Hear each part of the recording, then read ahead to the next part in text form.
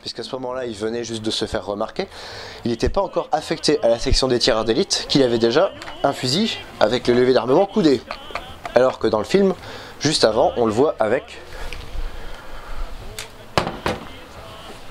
ce fusil. Exactement celui-là, hein. C'est bon, c'est peut-être pas ce fusil-là, mais c'est le même modèle. Celui-là, c'est un vrai, qui est neutralisé pour du tir à blanc,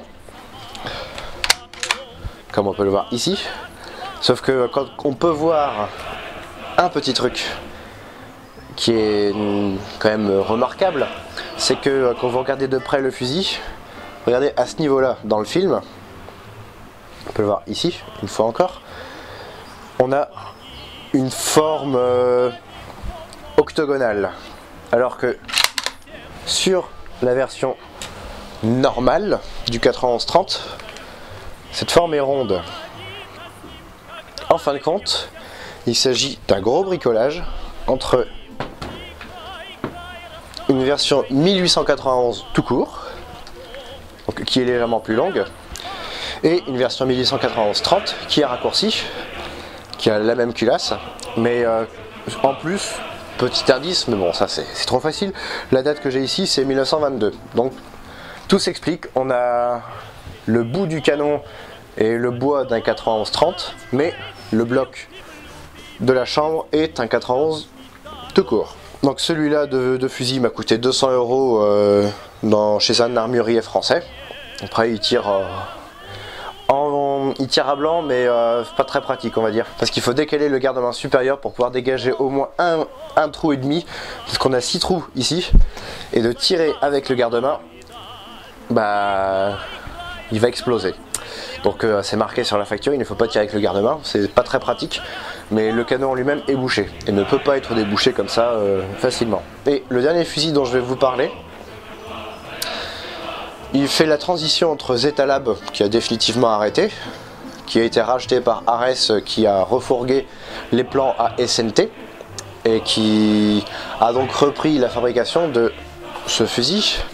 Donc celui-là c'est de Accuracy Fire, donc une filiale de Zeta Lab, qui est maintenant je pense morte, donc c'est du cheap de chez cheap, hein.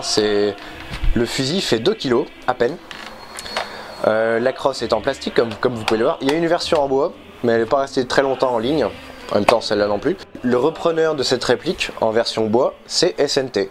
Donc la version que vous pouvez trouver à peu près partout pour 450 € en gros en France.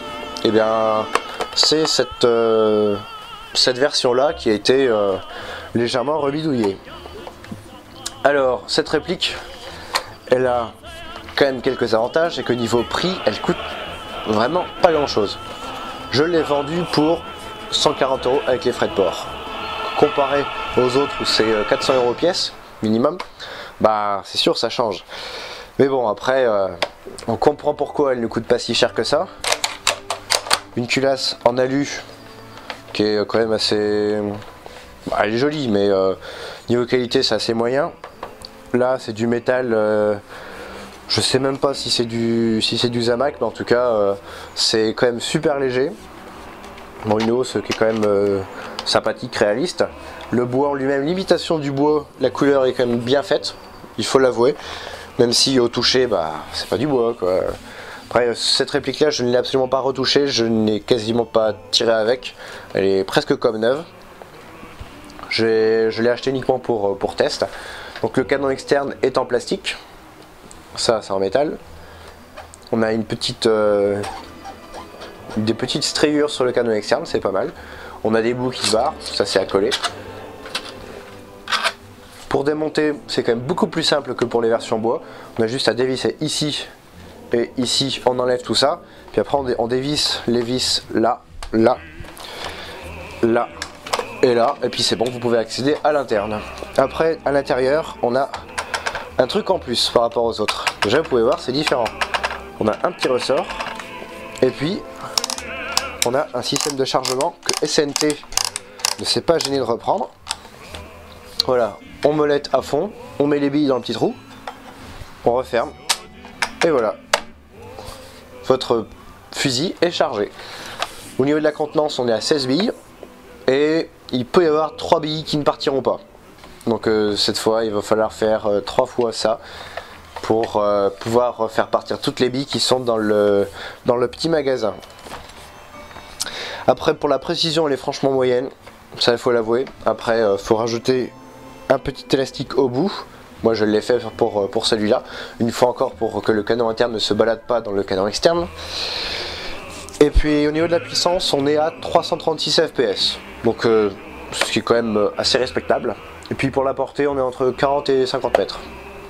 Et une fois encore, comme c'est à gaz, et ben ça regroupe tous les avantages et inconvénients que je vous ai déjà présentés. Après il y a une baïonnette de fourni, une baïonnette encore une fois en plastique. Les originales sont adaptables dessus, comme vous pouvez le voir ici, sans aucun problème. Voilà, j'espère que cette présentation de tous les fusils de la gamme Zetalab vous aura plu. C'est la dernière fois que je parle de ces fusils, puisque je refaisais cette vidéo en complément de celle que j'avais déjà faite tout au début. Si vous avez des questions, n'hésitez pas une fois encore. Par contre, évitez les questions. Tu me vends tes fusils? S'il te plaît, t'en as pas besoin. Et puis moi, je vous retrouve au mois prochain pour la prochaine vidéo de présentation de réplique.